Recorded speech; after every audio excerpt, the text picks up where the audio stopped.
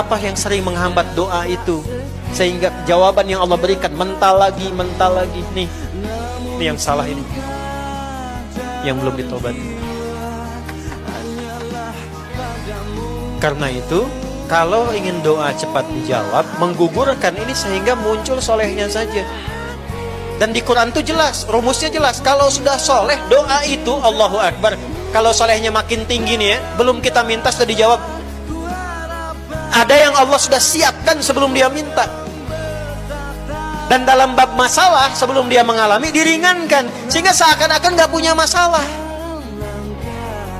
Padahal gak ada orang hidup gak ada masalah. Tapi karena tingkat ibadah dan kedekatan dia dengan Allah tinggi, jadi semua persoalan hidupnya sebelum dijalani, masalahnya diringankan. Ada yang sebelum minta, dijawab. Ada yang sebelum minta berikhtiar, ikhtiar tapi ringan. Ada. Tergantung bagaimana kita mendekati Allah. Tutup dengan taubat, dekati Allah. Begitu kita dekati dengan baik, dijawab. Itu rumus Quran surah kedua ayat 152. Fadhkuruni, Anda ingat saya, salah taubat, ingat Allah, saya ingat kamu. Bagaimana cara Allah mengingat kita? Sesuai dengan cepatnya respon kita mengingat Allah. Quran surah kedua ayat 186. Wa idza sa'alaka 'ibadi fa inni ujibu da'watad da'i idza da'ani falyastajibu li. Respon. Hak dan kewajiban mesti seimbang. Manggil Allah pengen cepat dijawab, dipanggil Allah dilambat-lambat. Allahu Akbar, Allahu Akbar. Iya tahu, baru adzan, belum qomat. Ya Allah, aku sekarang memohon kepadamu. Iya tahu.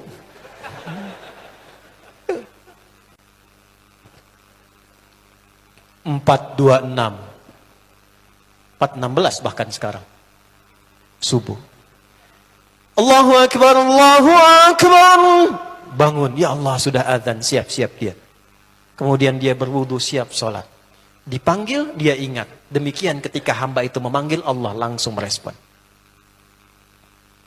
416 subuh, jam 3 dia sudah ingat Allah. Bahkan yang hebat dia tahajud. Bahkan yang hebat dia istighfar, menunggu subuh. Itu ada di Quran. Surah ke-51 ayat 15 sampai dengan ayat 23.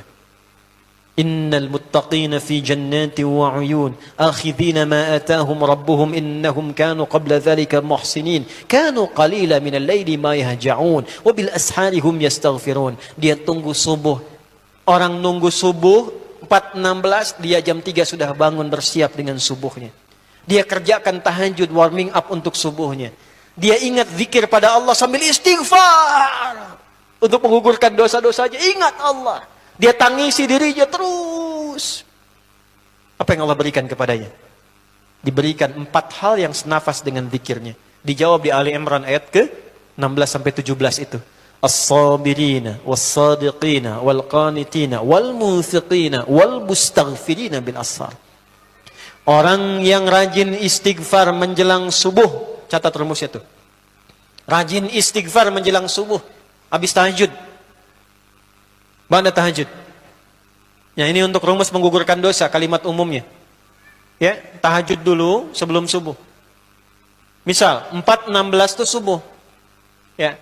Kalau baru pemula memulai tahajud, jangan banyak-banyak dulu, gunakan rumus hadis Ibnu Umar. Ya. Nomor hadis 749 di Sahih Muslim dari Nabi sallallahu alaihi wasallam. Atau kama qala, salatul laili mathna mathna. Kalau baru mulai pengen tahajud, ya, jangan banyak-banyak dulu kata Nabi, 2 dulu. Bangunnya jangan terlalu awal, pepetin ke subuh. Supaya bebannya itu jadi lebih ringan. Misal subuh 4.16, bangun jam 4 kurang seperempat, gak apa-apa. 2 rakaat dulu. Ya. Kerjakan dengan ikhlas. Baca surat Al-Ikhlas. 2 rakaat, gak apa-apa yang kul-kul dulu karena baru mulai.